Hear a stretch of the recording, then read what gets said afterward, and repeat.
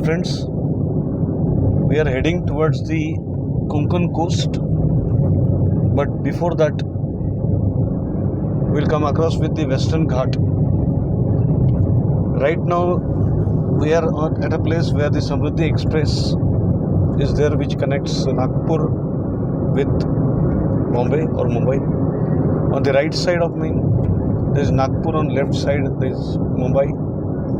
Once we crosses this Samruddhi Expressway towards the Nasik, here Nasik, Trambakeshwar, these areas are there. Here from this area the Western Ghat starts. Now the Western Ghat is largely an escarpment.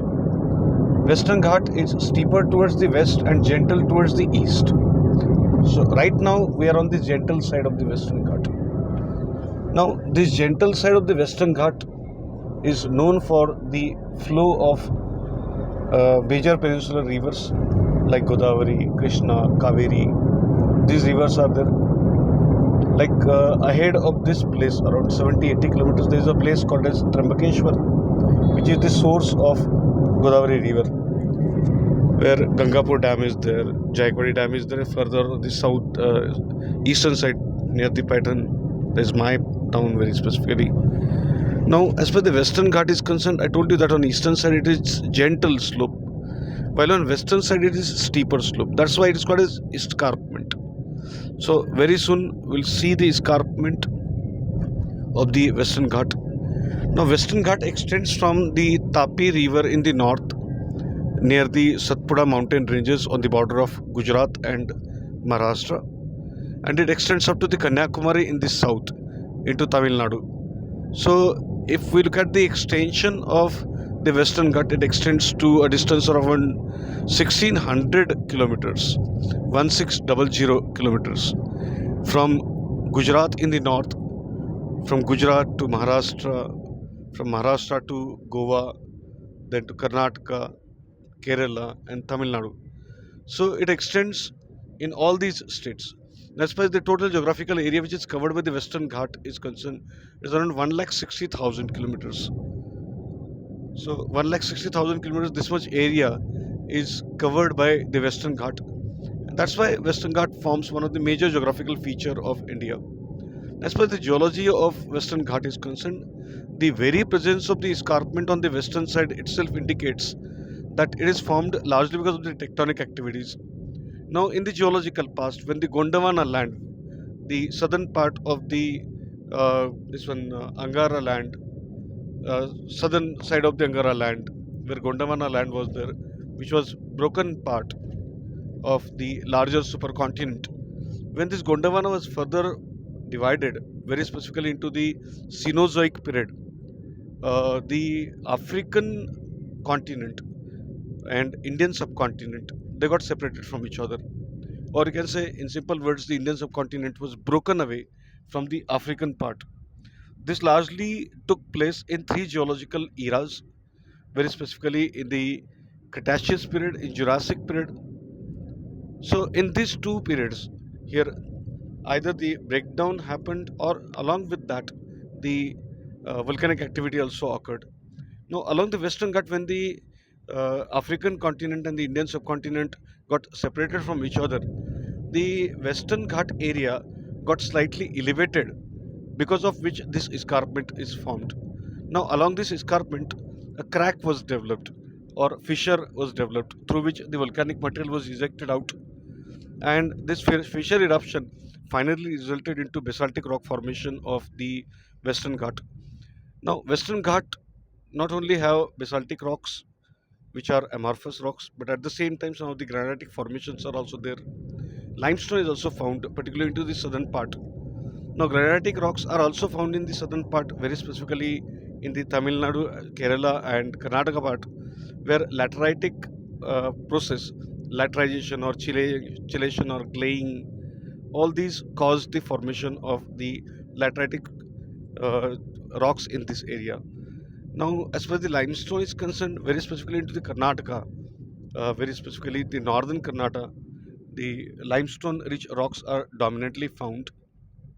In Maharashtra, it is mainly a basaltic area, where the basaltic rocks, they uh, when are weathered, it forms the black soil. And being amorphous rocks, the soil which is formed largely can say have more water holding capacity. That's why you'll find that particularly in this area, wherever the black soil is there, particularly on the eastern side of the Western Ghat, where the gentle slope is there, whichever river originates from the Western Ghat and flows towards the east, that is towards the Bay of Bengal, they carries the basaltic disintegrated material, and as a result, here whatever weathered material is there, that weathered material which flows as a suspended particle. At the same time, whatever load is there, that load is slowly and slowly deposited on the eastern side of the Western Ghat. That is one Deccan Trap area where the gentle slope is there. Here, as the gentle slope is there, the velocity of the water is also low, because of which you will find that whatever sediments are carried by these rivers, the Godavari, Krishna, Kaveri, these sediments are slowly and slowly deposited. As a result, you will find that the black soil is formed in these areas. Now, this black soil extends from the Western Ghat into the Marathwada, Western Maharashtra, into Marathwada, into Telangana. In these areas, the Deccan Trap area, particularly very specifically the Maharashtra Plateau or Deccan Plateau is there, where this black soil is there, which is again an outcome of the weathered material of the Western Ghat, very specifically the basaltic material. So this black soil is, can say, having good water retention power. As a result, what because the water holding capacity of the soil is more, you will find that deep rooted crops, they are mainly taken in this area, whether it is horticultural crops or general the commercial crops like cotton and all these, they are taken. So this is the beauty of the Western Ghat in this area. Now, as far as the Western Ghat escarpment is concerned, on the western side, now once we go towards that side, now here we are on the eastern side at this moment. Whatever mountains are visible from this area, they are on the gentle side. Once we move towards the western side, where the steeper slope is there, very specifically south of the Nashik in or Manmad, very specifically. Here you will find that the steeper slope is there. So whichever rivers they originates on the steeper side, that is western side, they flows with maximum velocity. Now, as the gradient of slope is steeper, as maximum velocity of the water is there, here the water, whatever load is there, that load instead of is being deposited, is carried further into the Arabian Sea. As a result, you will find that on the western coastal plain, which is popularly called as Konkan Plain in Maharashtra, here hardly any type of depositional plains are found. As a result, number of creeks are formed, marshy areas are formed, and very specific type of biodiversity is available in these areas. Now, Western Ghat being escarpment, it acts as an obstruction in the direction of southwest monsoon winds, which flows from the southwest, that is Somalia, to the Himalaya, very specifically in the southern monsoon or southern season of the northern hemisphere. Whatever moisture is carried, that moisture strucks to the western slope of the Western Ghat. Because of the height, there is upward thrust which is generated in the moisture laden winds, and these mountains, they forces the moisture laden air to move up, causing condensation, heavy condensation and precipitation at the same time. As this type of condensation and precipitation occurs largely because of the uplifting of the moisture laden winds along the western slope, that is escarpment slope. Here, because of the mountain barrier, this type of rainfall is also called as mountain carried rainfall or the orographic rainfall. As a result, this Western Ghat on the western side provides the orographic barrier. Right? But when these moisture-laden winds, they moves on the top, like at Trimbakeshwar, Mahabaleshwar, or number of highest places, even the Anaimudi in the this one Kerala, which is the highest peak in these areas.